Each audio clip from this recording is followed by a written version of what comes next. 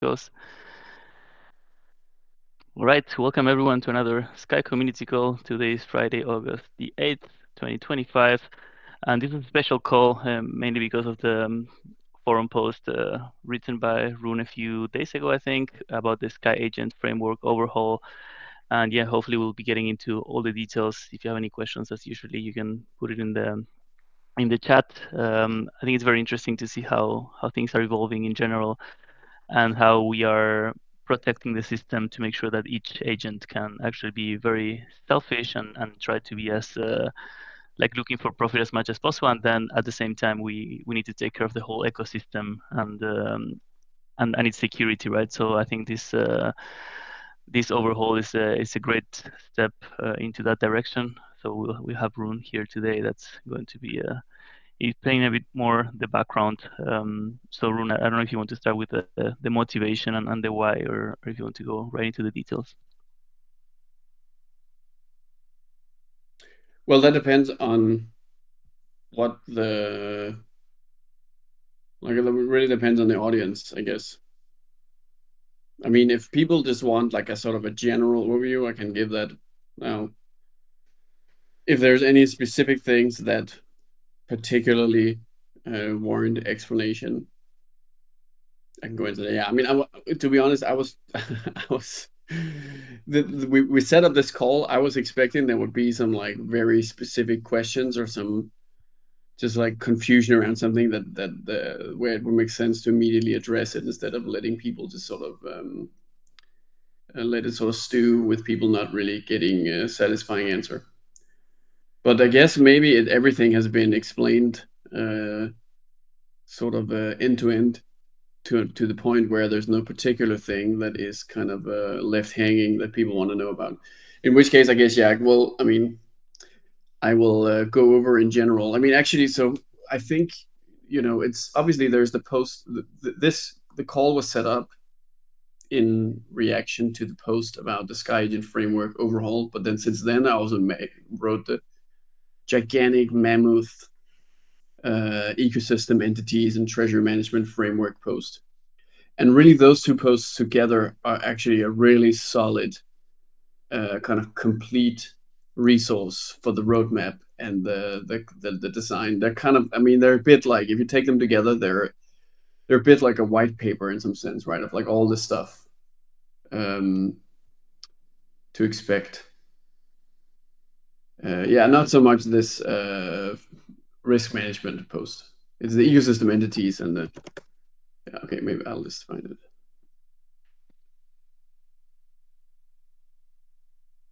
One of the biggest proposals ever. Like it's a proposal for $250 million in funding. This one, oh, here. So probably potentially the biggest DAO proposal ever made. Of course, this is not. I mean, this is not a proposal. It's more like an announcement, right? And then the actual proposal is going to happen next week. The actual Atlas edit proposal that would then set in motion the transfer of something in the order of $250 million would be transferred into the ecosystem entities. The questions I got the most, Rune, were around the council. So I think that's the topic we've been covering the least in the last few months or years, I would say. So I don't know if you can go a little bit more in detail around that. Yeah, let me find the.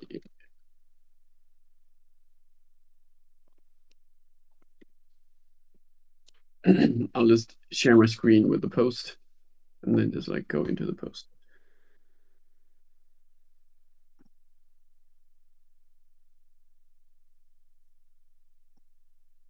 Oh, wait, I can't share my screen because something is already sharing screen.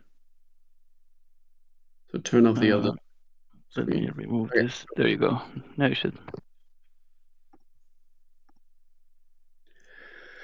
Okay, so yeah, I mean, all right. So there's a post about the Sky Agent Framework Overhaul, where we have a whole bunch of stuff here. It's like written in the beginning, right? It's a bunch of like, I mean, to be honest, a lot of this is sort of, you could think of this as like house cleaning in a sense. this is all doing a bunch of changes now that will only really matter 2 to 3 years out.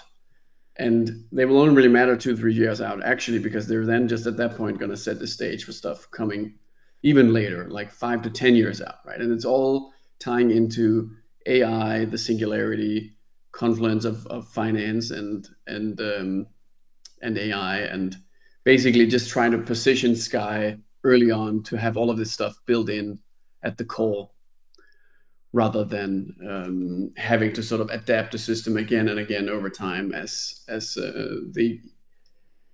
the external economy and all of the opportunities and all of the risks and threats they change, but instead just having it all sort of figured out from the start in a solid and flexible model. So that's what all this stuff um,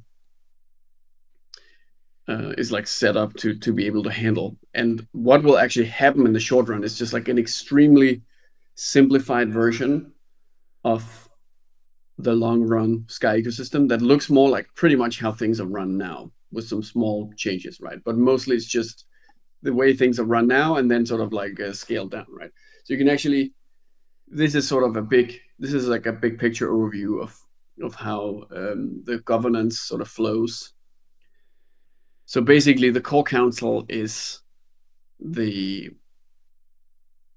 it's kind of, I mean, it replaces the role that is right now partially played by launch project, partially played by um, the the the governance facilitators and the stability facilitator, and this kind of this types of roles. Um, Basically, it's like it's the executors who are responsible for what we call operationalizing the atlas itself, the core atlas, I should say. And that means then, and that at this point, because of core simplification, there's pretty much nothing happening in the core atlas actually, other than regulation of the macro agents.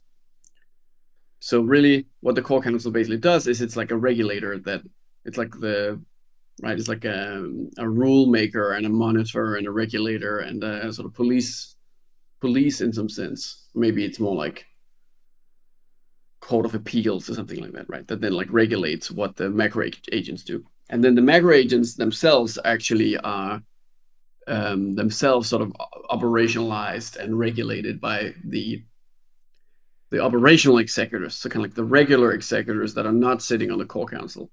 They're sitting down here and they are themselves getting regulated by the core council. And in return, they sort of operate the prime agents and the generator agents, and then also the proto agents. And then finally, the prime agents, they have these things called halo agents, which are then just like the extremely scalable um, like agent framework or agent toolkit that Sky will provide in the long run, which is currently still in the early stages of being under development. But the point is that all of these things sort of roll up to the core council, which then ultimately is responsible for like overseeing the stability and the and alignment for Sky core. And what's interesting is that it's the core council and not Sky holders themselves. So there's still this like additional layer where you actually have a bunch of tokenized agents themselves representing Sky rather than Sky holders directly kind of deciding things through direct votes. And that's just like I mean, that's because of the lessons from governance apathy, right? That you really want to make governance just extremely, extremely simple for a token like Sky that simply cannot be allowed to fail. So the only thing that Sky holders really do is they choose the core council and they choose the delegates and a few other things. And that's what the kind of the governance complexity of Sky boils down to. And then by doing that, if we kind of get the dominoes set in motion correctly, everything else will sort of follow. As long as you have a solid core council, then everything else will just like grow in the right direction. And you can have the prime agents and the generators and the halos being the ones that will really grow the economics of the ecosystem. and then the executors and the core council will make sure that it doesn't go out of hand and that it remains as a positive force and remains sustainable over time without hidden risk buildup.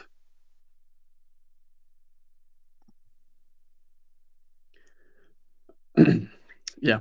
So I don't know how much that answered core council. So if there's any questions, you can keep asking more questions about that, or we can go into other stuff. There's one that says, will the core council also take care of Sky parameters, like setting the base rate, or is the idea to move that away with AI?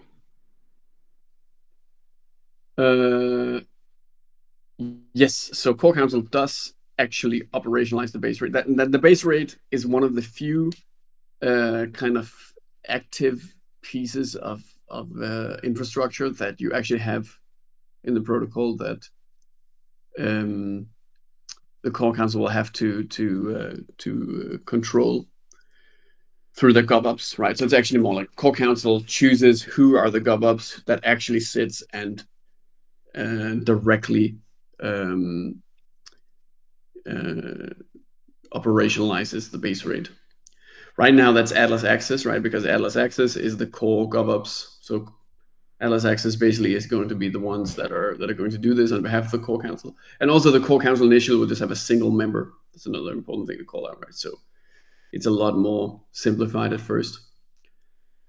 The final thing is because of the generators, it will only be the base rate for the Sky Core stablecoin, which currently doesn't even exist, right? So of course, and then oh, sorry, and then now I'm probably like confusing the hell out of everybody. But of course, in the short run, it is USDS. But in the long run, USDS moves to be just another Sky generated asset alongside maybe, well, let's hope, hundreds of thousands of assets like that, right? So there's going to be just like an endless amount of all sorts of different synthetic assets, Sky generated assets, and they will all have their own base rate, and they will be responsible to they will, or rather, the executors that are operationalizing the generators behind those assets will be the ones responsible for setting for basically ensuring the quality of the govups that will then be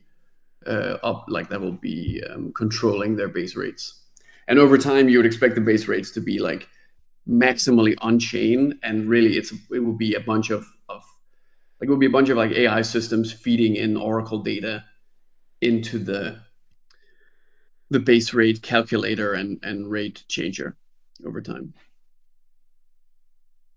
On that, Adam is asking if there's a different base rate for each Sky generated asset. Yeah, yeah, that's going to be right, and that's of course because if you have, let's say, the US dollar and euro, those assets will have different, like they have different interest rates, and the synthetic assets will follow the interest rates of the underlying collateral. So they will all have different base rates, and you will even have things like high risk USD versus USDS, which is maybe something like it's like um, low risk but like fully DeFi enabled. So the high risk USD generated asset will have a higher base rate than the like low risk like USDS, and then you might also have a Genius Act compliant USD, which would have an even lower base rate because that would just be like this treasury yield. And yeah, and this might trip some people up because of course under Genius Act you cannot have any kind of savings rate, and it's more like it's like a hybrid model where like you would have some of the generated assets would be DeFi compatible, and then some would be fully licensed and would be actually like not even really controlled by Sky, but be controlled by like a centralized entity. And yeah, that's a rabbit hole that I can't really get further into. But there's like a whole system for how we will integrate with all of these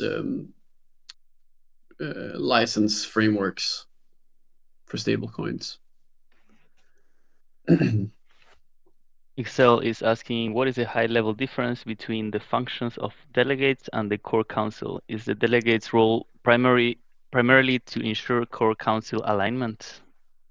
Yeah, it's really like checks and balances. So the delegates are kind of like they're like credit enhancement on the core council in some sense, right? It's like um, the Sky voters, like they will also, once the system really functions correctly, the Sky voters will take part in kind of measuring who is the right next seat on the core council. So that's going to be the kind of the constant ongoing question in Sky governance will be who should get the next seat on the core council.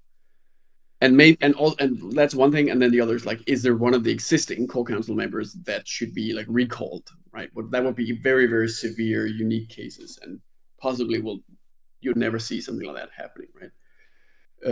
But so the main question is like, who should be the next one joining, and you'd want um, as many regular voters to be involved as possible, and actually the treasury management function, which you can see if you scroll down on the latest gigantic mega post about ecosystem entities and the treasury management function. So in the treasury management function, there's something called active voter rewards, which is actually designed to like reward regular voters, right? And even there could be some kind of nonlinear element. So if we can get a way to kind of uh, you know somehow verify the equivalent of like a home staker, like a home voter, so you have like a real sort of independent human or company or something that is actively uh, staking their Sky and delegating it, and then producing kind of input and producing opinions about what they think is best for Sky. They are supposed to get a reward for that, so that it's incentivized. And it would basically be that you would have the people delegating to delegates. They will provide all of the input and all of the opinions, and then the delegates will sort of take them all together, and they will use them to then actually choose the next seat on the core council.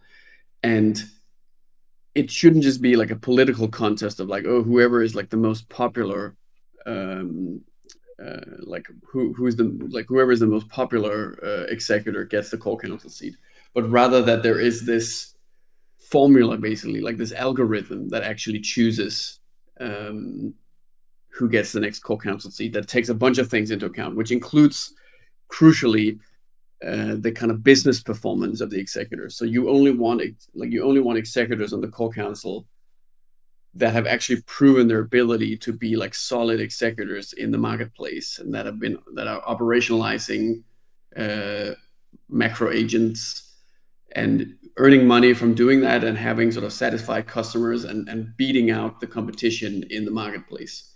So you don't get sort of these like theoretical politicians that don't actually have to prove that they can do anything real. They just play politics, right? That's like, yeah, that's like this eternal concern we're trying to figure out how to deal with in Sky. And I think that getting a sort of a framework in place where it's like we kind of know what it is we're looking for when we pick the next, like that, it's like it's not a popularity contest. It's like it's more like it's like judging an Olympic, this the kind of Olympic um, discipline that is like half sport, half art, right? Like dancing or something, where like in the end you end up grading it, and it's not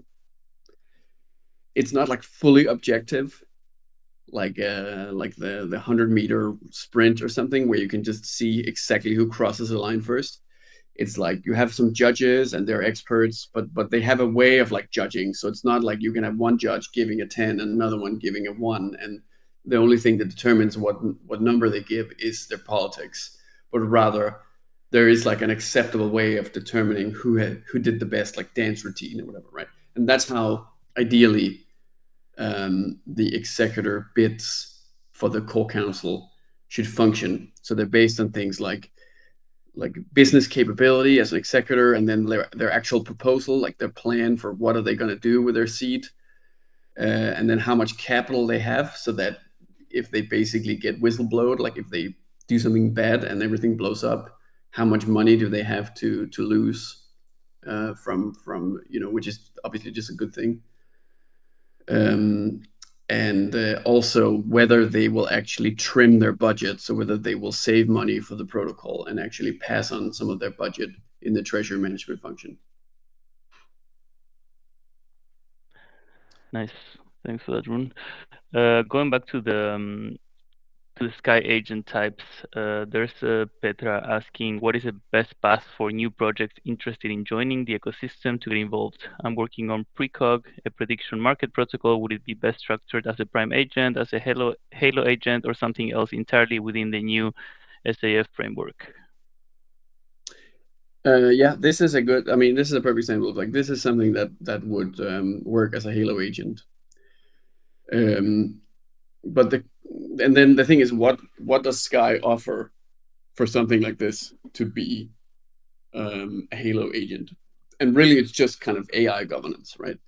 Well, that's the idea. The problem is, of course, we don't really have any kind of publicly functioning, very impressive AI governance just yet. We obviously have the Atlas, but I don't really think anybody outside of the people who are deeply involved in making Sky work and not fall apart understand the value of the Atlas as it exists today.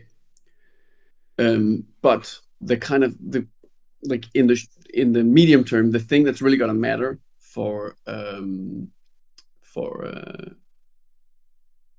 Halo agents and the reason why they're going to start popping up is because it's the best. Like it is really just the best possible way to get the best possible risk score with the kind of facts you're working with. So if you're set up as a Halo agent, you will get effectively like near zero smart contract risk score, and also an actual zero admin risk.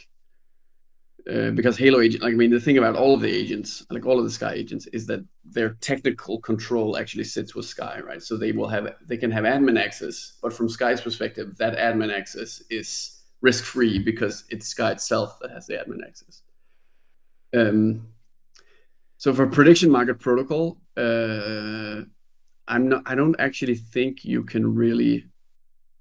Yeah, no, I mean you could probably have some kind of portfolio now to think about. Yeah, you could probably make some kind of like mezzanine thing or like a credit enhanced portfolio of prediction market bets or something, or maybe like market making and prediction markets or something like that. So from that perspective, it might be interesting to set it up as a Halo agent.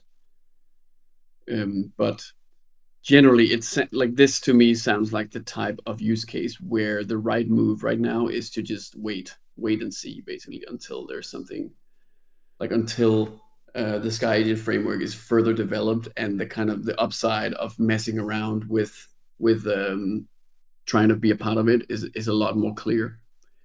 Right now, it's probably better to not get distracted by um, like trying to integrate with this super early stage of what Sky's doing, and it's probably better to like focus on the core product, I think. But then eventually later, it's like completely.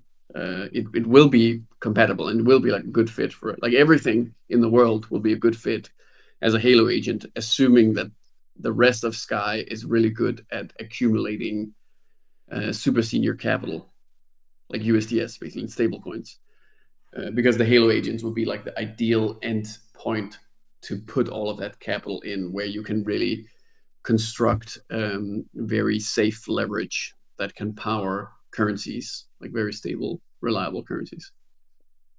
So yeah, that's kind of in a nutshell. Like Halo agents are useful if you want access to more capital, basically, and better governance. Which again, those two things come together, right? If you have better governance, that should give you more easy access to capital. And Sky will sort of provide both in a package together. And we are setting the stage for that slowly, gradually. But once it actually starts working, it will be just infinitely scalable. And that's how it's all designed.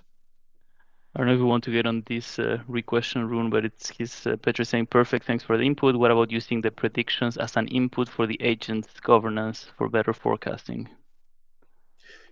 Uh, yeah, that's something basically you could try to pitch to the actual agents and see if you can Yeah. sell them some kind of product. In practice, I mean, I don't. I mean, this is something people have tried for many years, and I think it's Yeah. still difficult to make it figure out how to make it make sense. But eventually, it's like it's to say, like obviously, there's going to be tons of Sky agents. They'll be looking for anything that gives them that provably, verifiably gives them some kind of edge. If they can make more money, then they will pay for it. If it makes them more money, that's the basics of how every Sky agent is going to make decisions. And All you right. did speak about AI and the Atlas.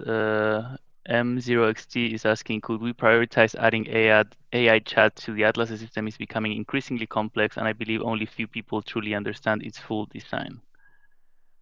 Yeah. So this has been a priority for actually a very long time, Mhm. and the problem is right now we only have the kind of the V. Well, I guess actually we're on Atlas V2.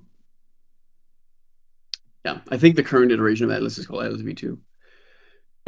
But it's still essentially a bunch of human gibberish, really, right? It's a bunch of English text written by humans, and the only real way to kind of try to use it with AI is through. I mean, actually, the best way to be honest is probably long context LLMs, right? So you use LLMs to try to kind of just like brute force pattern matching with an LLM on the entire thing, or you can do vector database search, right? So you put it in a yeah, basically you try to do like semantic search, semantic similarity search. Both of these approaches are actually just really crude and just not really great because they just don't work well, and that's why you see sort of tools and any the kind of the experiments that we've been doing so far with Atlas as it currently works, they're just not like you could make it work if you really tried hard. We could make it work, but the problem is then as the Atlas starts ballooning and gets bigger and bigger because it's constantly growing, these methods will just struggle to keep up because they're just fundamentally not that it's just fundamentally not a very good approach. And the problem is fundamentally like the language that you basically have a bunch of like touchy feely human English sentences defining everything in the Atlas right now, which is not ideal. It's not the ideal way to do it. And so the effort to actually make the Atlas AI native, we call it at least currently, but and basically the idea is to switch the Atlas to a symbolic representation. So it's more like instead of writing it in human language, you write it kind of in like math or semantic web uh, type of representation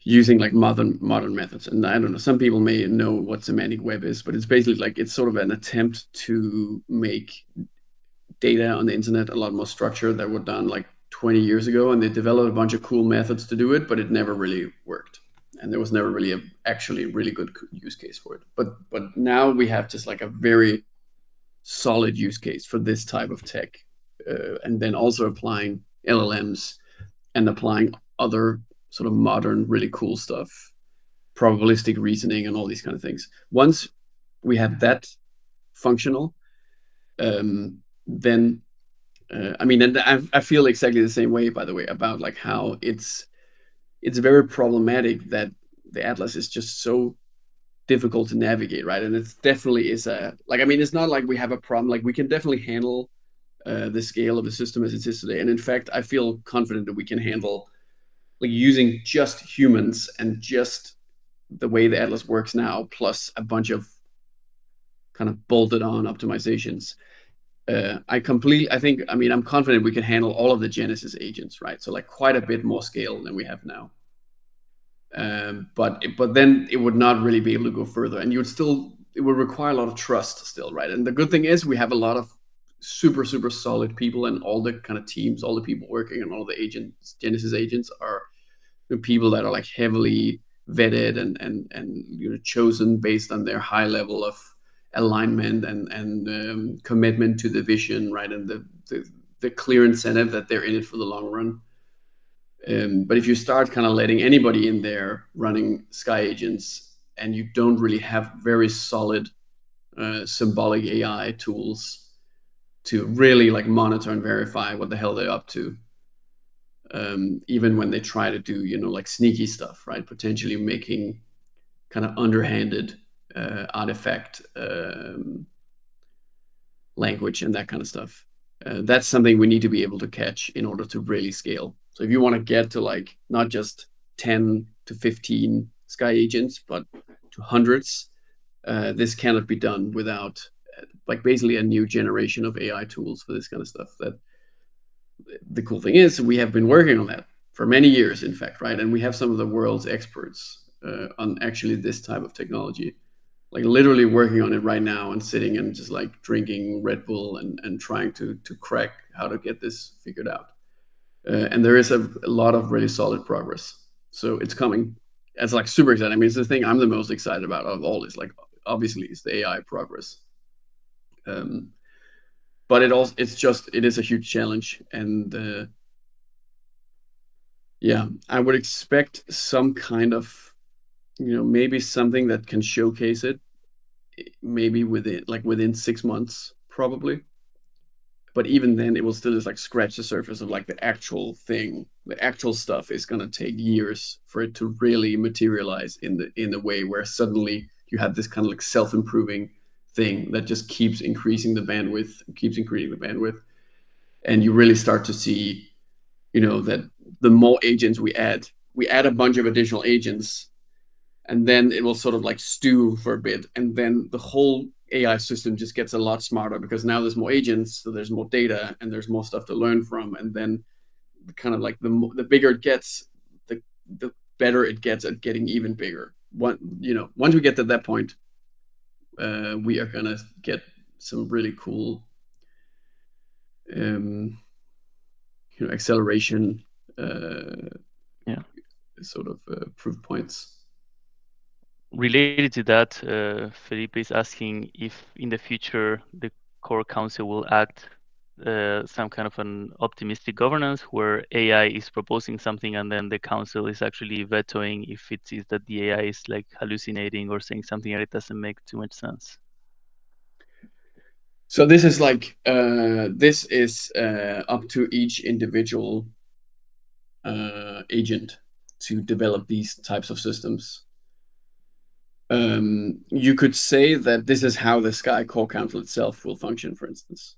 Um, and it will even be like you will have, you know, it's like they will have the core councils, like it's basically the executors that go on the core council. They set up their entire sort of like a purpose-made council artifact that is just their perspective of the council. That's kind of like the whole algorithm. Like this is how we run like our AI. And the thing is, like AI is such a kind of it's such a confusing buzzword, right? Because you could also just think of it as like a decision theory or decision making process or something like that. And then it's just like nowadays when you formalize the decision making process, there's so much tech you can put in there, and you can really like take the humans out of so much of it and only use the humans for like the really high level, really pivotal parts of it.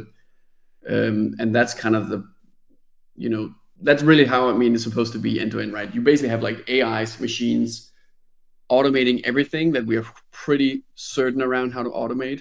And then you have humans sort of watching them really closely for the parts where you are a little bit more kind of uncertain.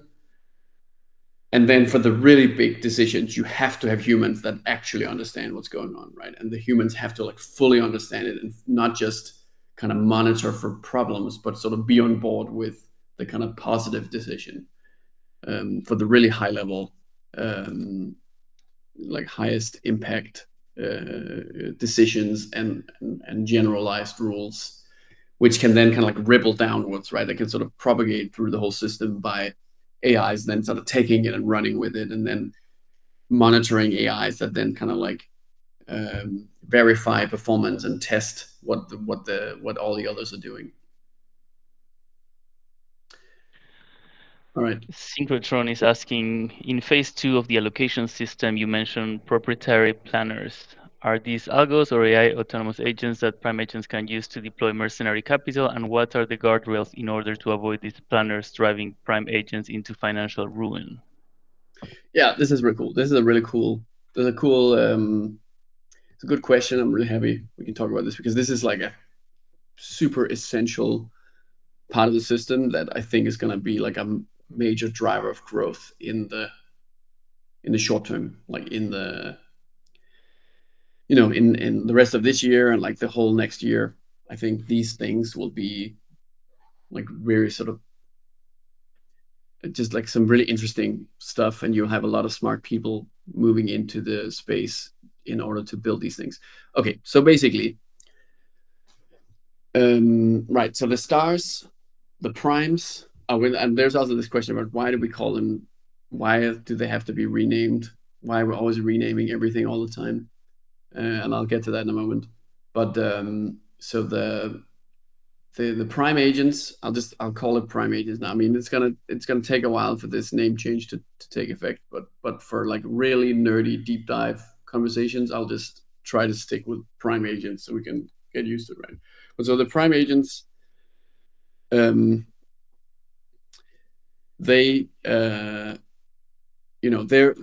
ultimately they're controlled by the token holders, and then they are the token holders. They then choose to set up an executor called with an executor that is the one that's actually responsible for the operational risk. So for sort of like actually running, making sure it sort of runs as it's supposed to, right? So basically like translating the prime's artifact into actual actions. And then you can think of the artifact if it's like the whole an AI or an agent or whatever, right? The artifact is like a sort of a gigantic prompt in some sense, right? And then the executor is kind of like the machine that translates that prompt into the kind of the behavior you would expect given the artifact, given the objectives and strategies and so on.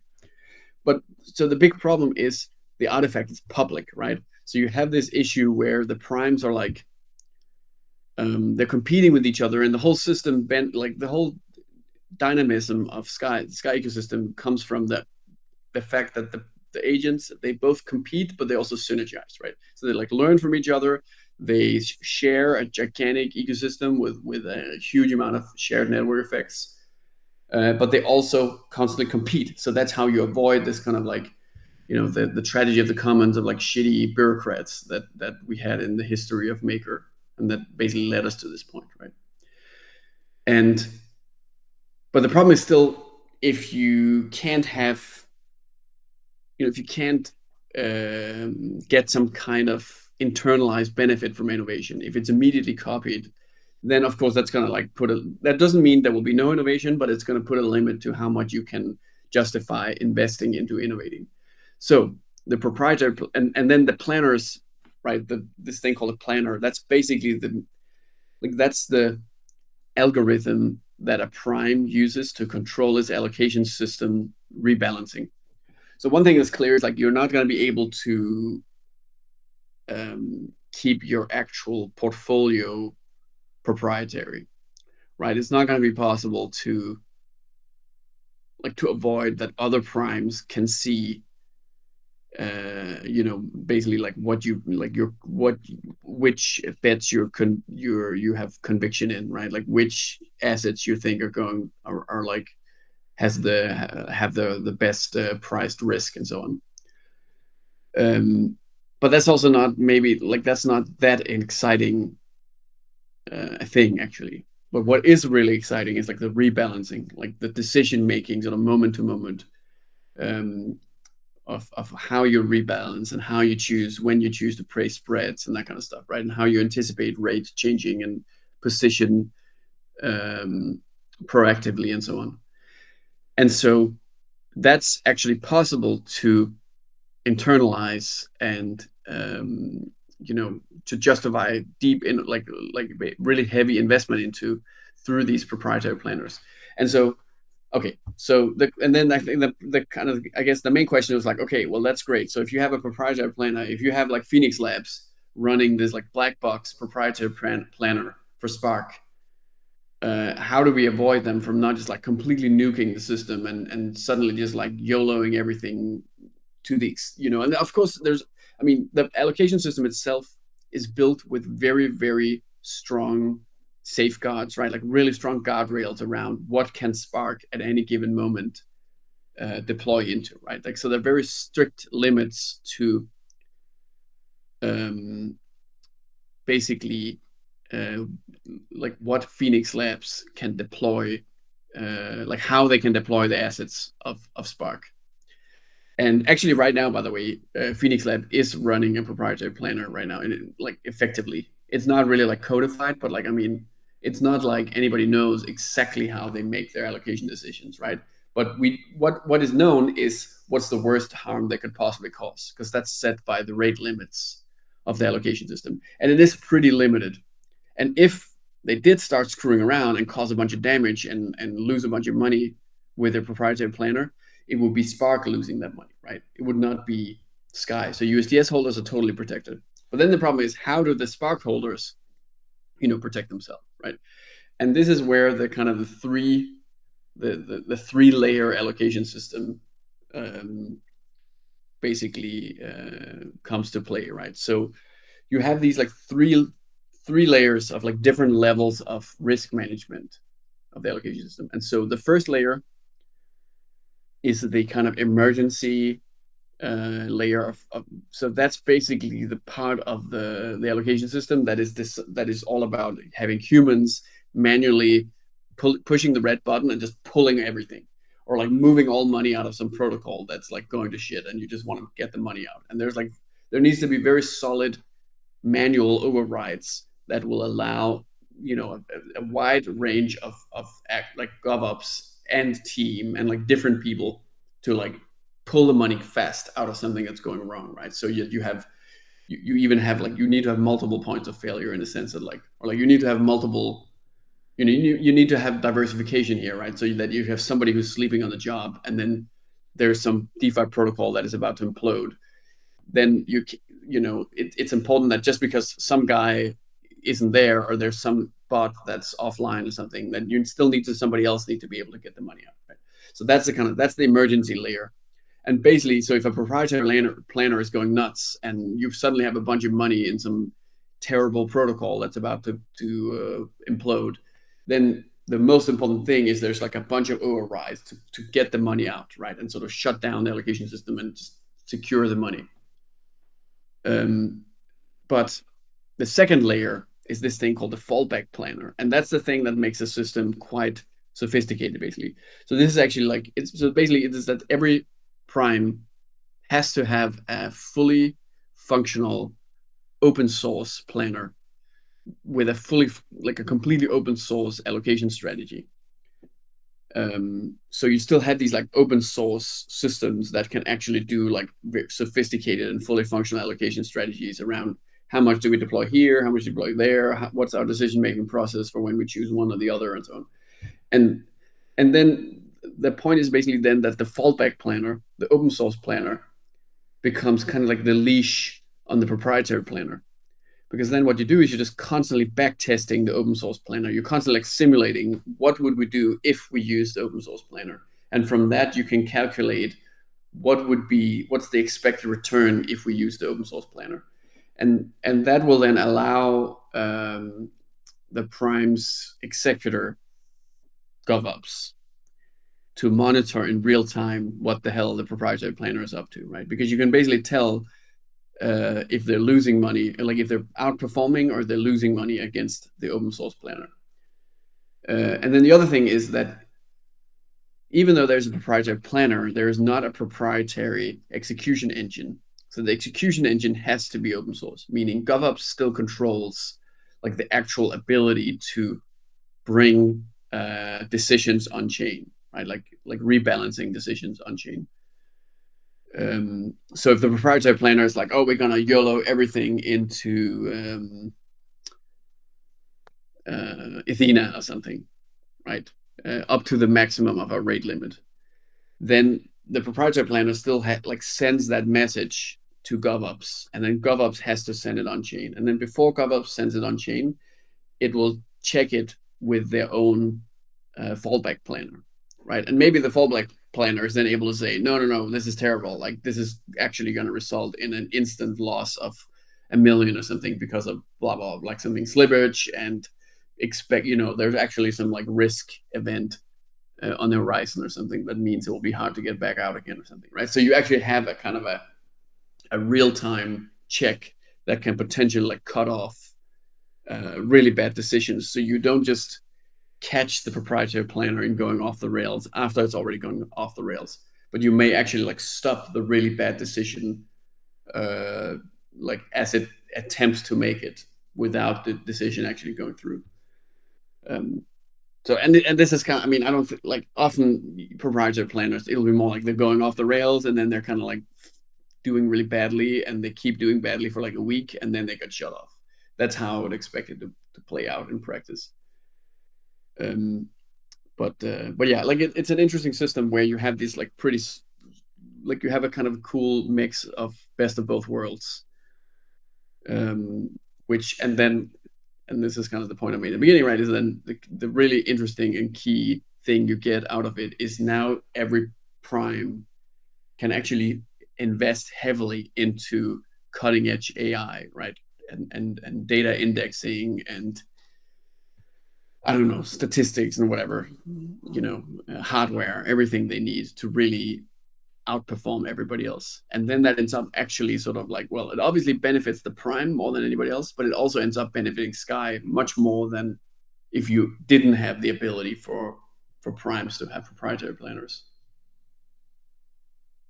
Yeah, yeah, I'm super excited about that. So I hope that made sense. Hey, Rune, And we I can hope touch it's a bit on the rebrand, well, renaming, I guess, of the agents and the reason. yeah. So actually, I mean, when I was doing all of this, I really for a long time I like at first I realized, okay, actually, given the new like the repositioning, right, of where it used to be that stars are kind of like the everything agent, and nobody was really aware of any other type of agent. And then I realized that's not really true because there's this problem where you don't want to put everything into the star or into the prime. Like it's not a good fit for like putting all the stuff that's happening, um, because of the leverage issue. Um, but then I realized, yeah, it's going to cause a bunch of confusion. So I sort of was like, okay, let's call them stars after all, just because it's so annoying to constantly rename everything over and over. But then in the end, like right before I actually made the post and we were kind of prepared to communicate it broadly, then uh, yeah, basically what happened is it just turns out that it's just very confusing what exactly are stars when you have when you sort of have the old notion of stars in the new context of the expanded Sky Agent framework. Especially because there's no like indication from the name what the hell like they're called. They don't. There's no hint from the name of what their role is in the ecosystem, other than something like they're like the star of the show or something, right? Which is was exactly the point of, in addition to kind of like um, the thematic significance of stars and sky and so on. It was also just that they're like kind of like the obvious thing that you will sort of notice whenever you look at Sky Agents. But this does end up causing confusion because actually in practice in the long run it probably will be the halos that are the main face of all the Sky Agents. And that's because they can do all the stuff that you as a human sort of see and care about and notice, like front ends and I don't know, robots or whatever, all the kind of stuff that is sort of like you care about, while what the primes are best suited at doing is just like a huge amount of back end spreadsheet magic, really, and not really much stuff that's sort of in your face in the long run. In the short run, the primes will still be doing everything, but due to the nature of competition, right, they will the ones that don't kind of push away the productization into halos, they will lose out because they lose the ability to lever up on their products, right? Like using their products as productive capital, in the same way that they can do when they're segregated as halos. And then the final thing is this problem that apparently there's like a huge confusion around Sky Agents and stuff. Like literally the word stars and agents ended up collapsing. So you have people saying executor stars, right? Because it sounds like that's the thing. It's like a star and like, yeah. So So sadly, I think it really makes sense to do yet another renaming once again. The good news is there's another, yeah, there are basically other opportunities to bring back the term star that are going to be even more iconic and relevant than primes. So the word will not go to waste, hopefully. Nice. All right. I guess we don't have any more questions.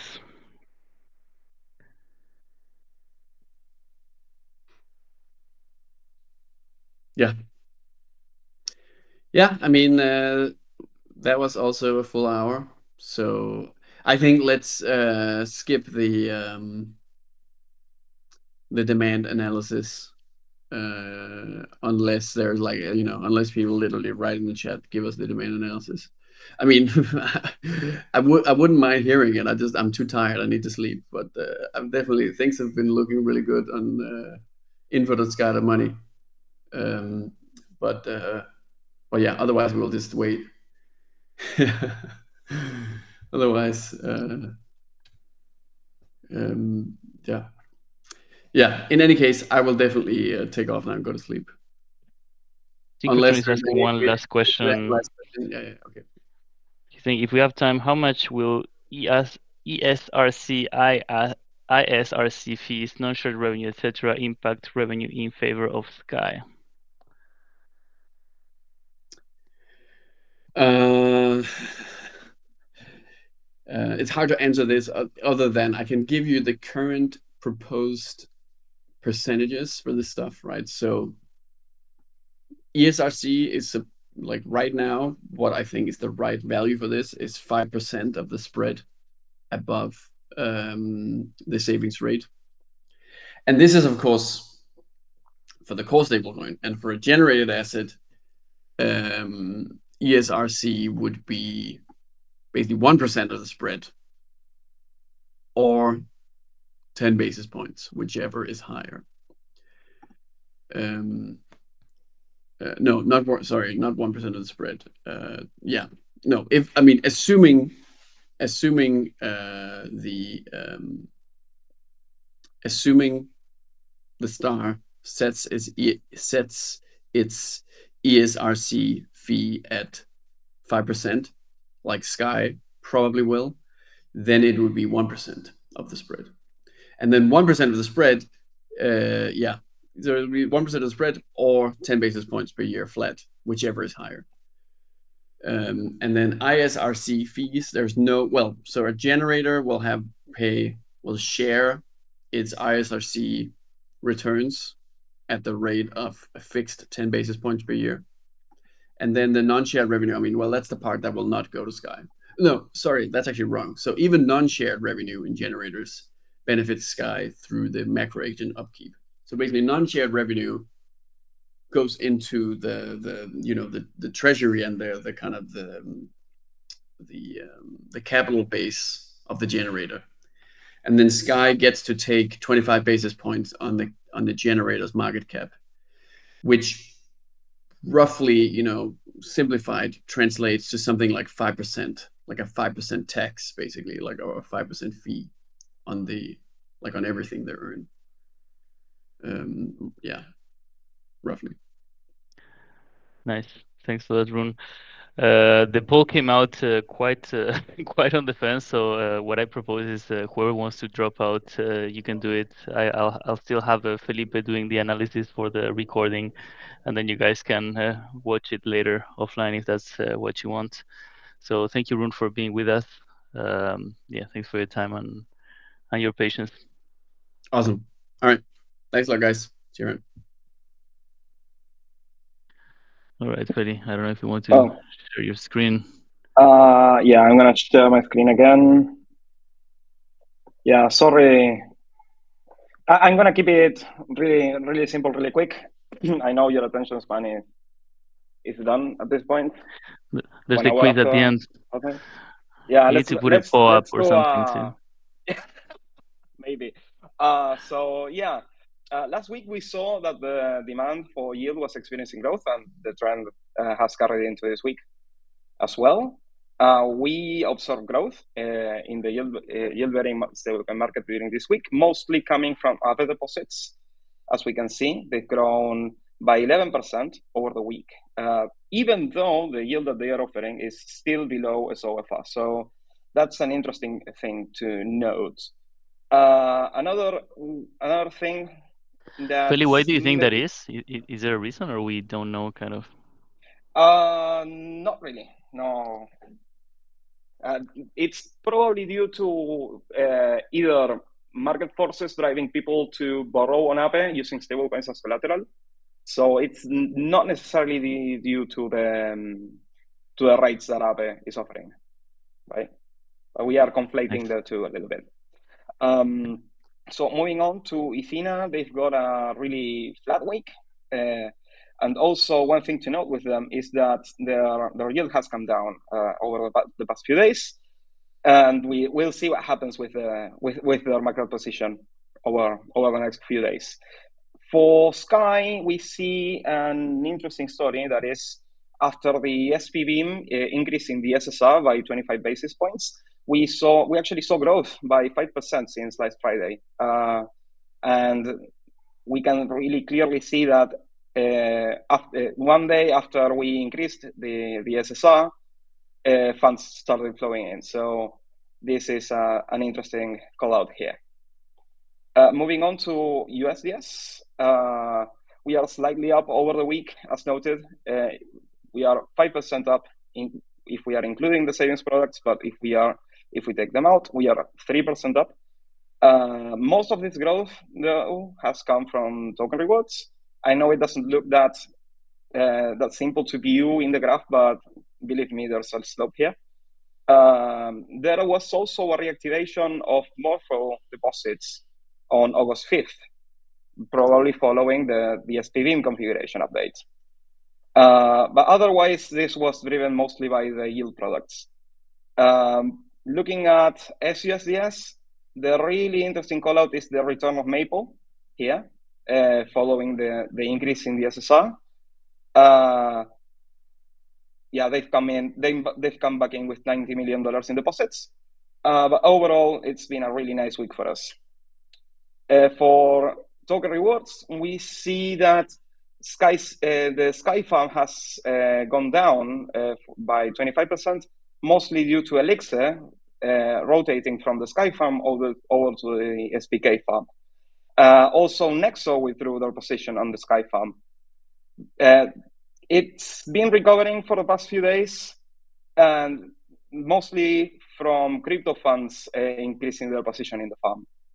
Also, moving on to the SPK farm, it's continued to grow, following the momentum from last week, with the inflows from both Elixir and Galaxy Digital coming back again, with 50 million in there. So we see a 16% increase in the SPK farm week over week. Ethena's demand flatness really is explained by Spark going down in their allocation. They've withdrawn the allocation from SPSD, so it's mostly been flat for them because one player went out, and the counterbalance for the Spark withdrawal is actually Aave coming in. So this is what I was showing here. So it results in a net slightly negative, a couple million of. And to end on something, we see Pendle USDS has retained almost all of what we saw increase in the last week. Remember last week, USDS on Pendle doubled. So it's nice to see that we are holding a strong position in there. And as always, Pendle still is a very important component in the yield market on chain. And that's about it. I hope this wasn't too taxing on you. Thank you, Feli. I don't know if you can drop the link on the chat so we can. Yeah, sure. I've got a little link to my notes. If you want to go into that. But we'll probably start doing some sort of forum post. Nice, that's perfect. And one comment from M0XT you need to tell me how to pronounce your handle, man, because I have no idea.